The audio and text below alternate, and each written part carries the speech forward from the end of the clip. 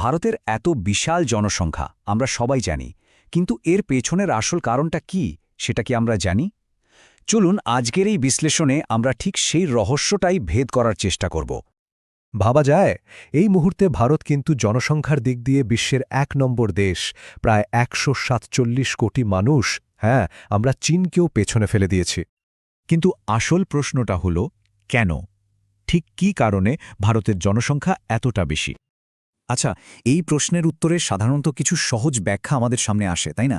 যেমন ধরুন দারিদ্র্য বা শিক্ষার অভাব।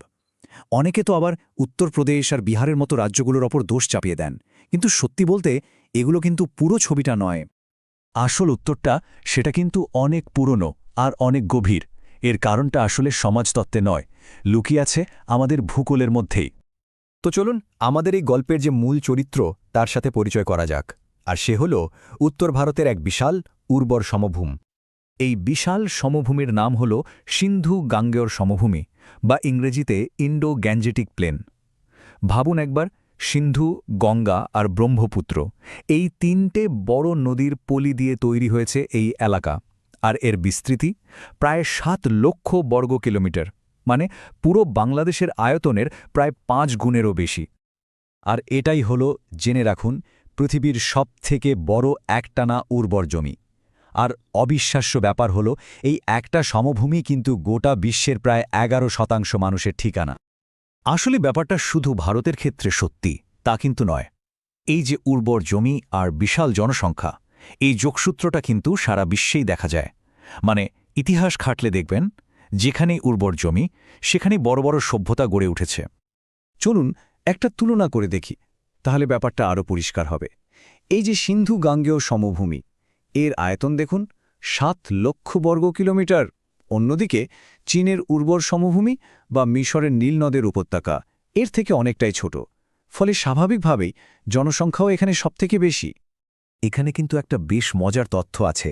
আমরা তো সারাক্ষণ বলি ভারত একটা জনবহুল দেশ, কিন্তু জানেন কি, নেদারল্যান্ডসের মতো ইউরোপের দেশের জনঘনত্ব, মানে প্রতি বর্গ কিলোমিটারে কত লোক থাকে, সেটা ভারতের চেয়েও বেশি। আর এর কারণটাও কিন্তু সেই একই, অত্যন্ত উর্বর জমি। আচ্ছা, তাহলে এখন প্রশ্ন আসতেই পারে যে এই সিন্ধু গাঙ্গেয় সমভূমি এত উর্বর হলো কিভাবে? এর পেছনের মূল চালিকা শক্তি হল আমাদের হিমালয়। হ্যাঁ, হিমালয় পর্বতমালা ভারতকে এমন ৩টে অসাধারণ জলবায়ুগত সুবিধা দেয় যা আর কোথাও পাওয়া মুশকিল। ১ নম্বর হল হিমালয়ের যে বরফ গলে, সেই জল থেকেই তৈরি হয়েছে এখানকার নদীগুলো, যেগুলো সারা বছর এই সমভূমিকে সজীব রাখে।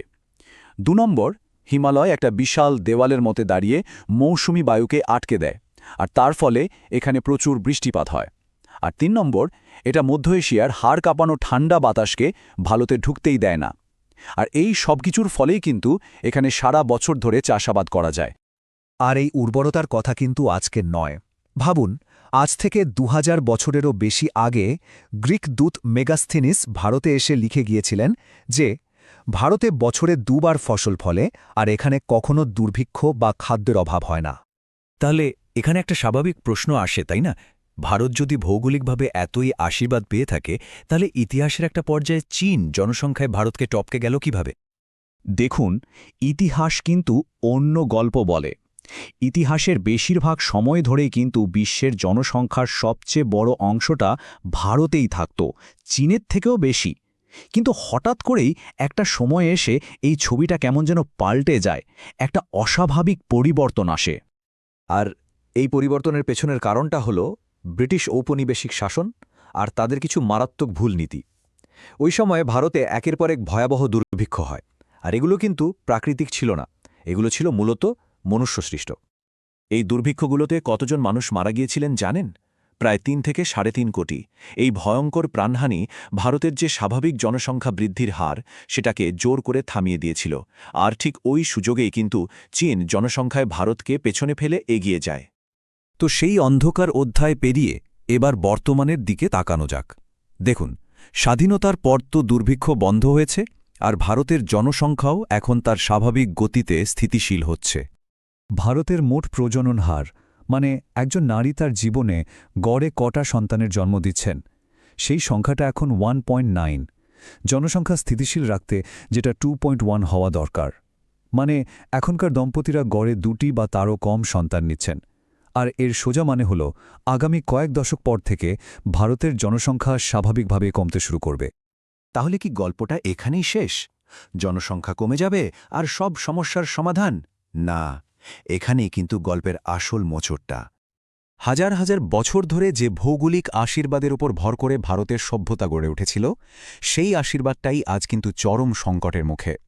হিমালয়ের বরফ দ্রুত গলে যাচ্ছে, মৌসুমি বায়ুর কোনো ঠিকঠিকানা থাকছে না, মাটির নিচের জলস্তর বিপৎসীমার নিচে নেমে যাচ্ছে, আর আমাদের নদীগুলো দূষিত হয়ে পড়ছে।